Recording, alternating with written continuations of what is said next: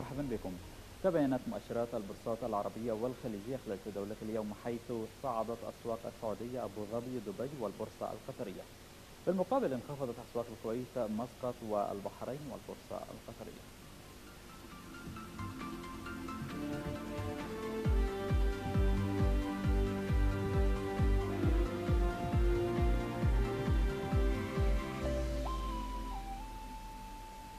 يبدأ معرض الكويت الأول للطيران فعالياته غدا الأربعاء بمشاركة أكثر من 125 شركة محلية وعالمية متخصصة في قطاعي الطيران المدني والعسكري. ويناقش المعرض كيفية دخول دولة الكويت منافسا رئيسيا في سوق الطيران في منطقة الشرق الأوسط من خلال تشجيع الشركات العالمية على الاستثمار في مجال الطيران الكويتي والتعرف على المشاريع والخطط المستقبلية الخاصة بالقطاع وفق رؤية كويت جديدة 2035. ويمثل المعرض فرصة حقيقية للاستفادة والاطلاع على أبرز التكنولوجيات في مجال الطيران، كما يتيح للشركات تقديم أحدث منتجاتها وخدماتها في الصناعات الدفاعية والجوية والتجارية ومستلزمات المطارات الحديثة التي تخدم المسافرين. وقعت هيئة كهرباء ومياه دبي مذكرة تفاهم مع هيئة الربط الكهربائي الخليجي لعمل دراسة جدوى لمشروعها الحاصل على دعم من الاتحاد الأوروبي، والذي يعمل على تخزين الطاقة باستخدام جزيرة صناعية عن طريق مياه البحر.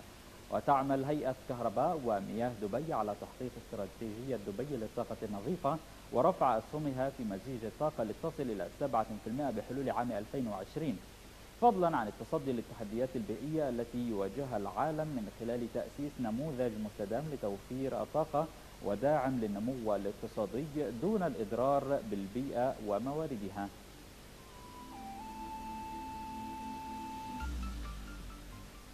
اقترح مسؤولون في الاتحاد الأوروبي رفع بعض الدول من القائمة السوداء للملاذات الضريبية التي يتبناها الاتحاد في ديسمبر الماضي، وتشمل هذه القائمة دول الإمارات وتونس وكوريا الجنوبية وبارابودوس وغرينيا وماكودو ومنغوليا.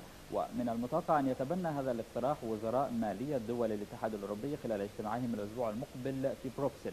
وكانت الإمارات قد طالبت في وقت سابق برفعها من القائمة السوداء للملاذات الضريبية، متعهدة بالانتهاء من الإصلاحات والتعديلات البسيطة المرتبطة باتفاقية معايير تآكل الوعاء الضريبي وتحويل الأرباح.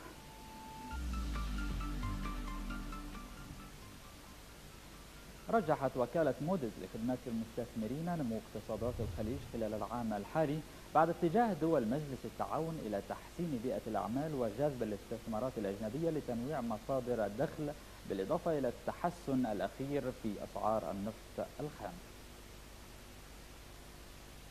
في أحدث تقرير صادر عنها، توقعت وكالة موديز لخدمات المستثمرين أن يشهد النمو الناتج المحلي الإجمالي لدول مجلس التعاون الخليجي انخفاض طفيفا يصل إلى 2% خلال العام الجاري. وتأتي توقعات موديز استنادا إلى الانتعاش البطيء للقطاعات غير النفطية، فضلا عن التوترات الجيوسياسية التي تشهدها المنطقة والتي تضغط بدورها على الاقتصادات الخليجية. وعلى الرغم من بعض التحديات الاقتصادية إلا أن استقرار أسعار النفط عند المستويات الحالية من شأنه أن يعزز الإيرادات الحكومية، ما سيقلل الضغوط على الموازنات العامة. وعن الديون الحكومية الخليجية، توقعت موديز استمرار أعباء ديون حكومات الخليج في الارتفاع ولكن بسرعات متفاوتة، إذ رجحت أن يقترب الدين الحكومي في البحرين من 100% من الناتج المحلي الإجمالي بحلول العام المقبل، فيما أبقت أعباء الديون في الكويت والسعودية وقطر عند مستويات أقل بكثير، في حين رجحت استقرار أعباء الديون في الإمارات خلال العامين الجاري والمقبل. وتمثل التصنيفات الائتمانية المستقرة أحد أكبر الطموحات التي تسعى الدول الخليجية للحصول عليها خلال العام الجاري، وسط توترات جيوسياسية وأزمة دبلوماسية بين قطر وأربع دول عربية هي السعودية والإمارات والبحرين ومصر، ما ستلعب دورا هاما في تحديد نوعية الائتمان السيادي، وهو ما يرجح احتمال انخفاض التصنيفات الائتمانية الخليجية خلال العام الجاري مقارنة بالعام الماضي. التوترات والتحديات لن تقتصر على طرف دون الآخر، حيث اعتبرت موديز أن ارتفاع التوترات الجيوسياسية الإقليمية سيؤثر سلبيا على المنطقة ككل، وهو ما سيؤدي بدوره إلى فقدان ثقة المستثمرين وتعطيل النمو الاقتصادي بشكل عام. وكان البنك الدولي قد توقع الأسبوع الماضي أن تساهم الإصلاحات الداعمة للقطاعات غير النفطية وزيادة الاستثمارات في البنية التحتية بدول مجلس التعاون